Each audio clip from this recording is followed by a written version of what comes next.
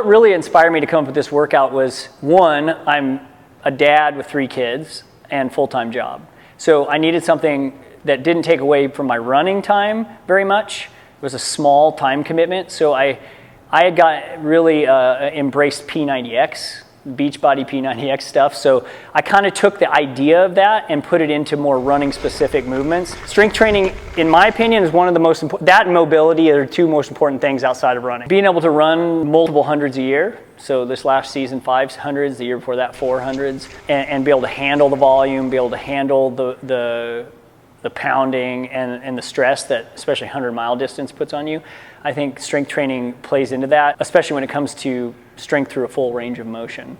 When I'm in big volume training in the middle of the summer, I do 1 to 2 days a week. Try to hit 2 days a week. I don't always if I'm in a big training block of volume. Sometimes I only hit 1, but I might do another day where I do body weight only, like air squats and push-ups and pull-ups and planks. In the off season, I do 3 days a week. I just came off an off-season phase and I did 3 days a week of training, strength training with weights. The first few years of ultra running, I'd kind of fallen off the wagon, but I've lifted weights since 8th grade. So I've lifted weights on and off my whole life for other sports, and then got back into it when I turned 40, probably 7 years ago. I really re-embraced it, but even going back, I was having injuries in my early first 3 or 4 seasons of ultras. I worked with a strength training coach to really work on those muscle imbalances and get strong, and that kind of got me reacquainted with strength training. Here's a few of the benefits that and the things I want you to think about with strength training and why it's important. One is we want strength through a full range of motion. So it's super important as a trail runner especially, and an ultra runner, to have that strength through a full range of motion. You use a limited range of motion when we run, right? When we're in a stride and we're in the middle of like down in the lowest position we're going to be, it's maybe a 45-degree squat. So one of the things that we want is, because we want that full range of motion, think about in trail running, a lot of times you have very different conditions all the time, depending on the technicality of the trail. So sometimes it's big mountain races, sometimes we have big drop-offs we have to jump off of, sometimes we're jumping over logs. So we need that full range of motion to be able to deal with that lateral movement that we use when we're in technical trails and dancing through rocks, or dropping off drop-offs and be able to land 2 feet and handle that load. So we want strength through a full range of motion and not limited range of motion. So that's super important. And also, those times when you kick a rock and go from running 10-minute pace to running 5-minute pace in like half a second, trying not to face plant. So that's super important because you're like flailing and you're really extending your range of motion, and it's an emergency situation and we don't want to pull something. So we want strength through a full range of motion. Now, another benefit of strength training is it really resets our muscle groups from a physiology standpoint. I would challenge you to try this. Go do a long run, you get back, you're all tight in the hips and your legs, and you're even having trouble sitting down at your kitchen table.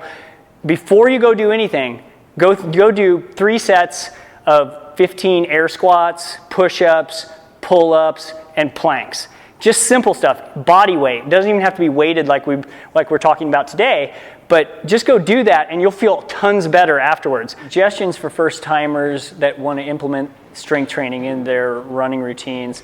Short functional stuff's really what I do. You don't need to spend a lot of time in the gym. You just need to get in and get out and work hard.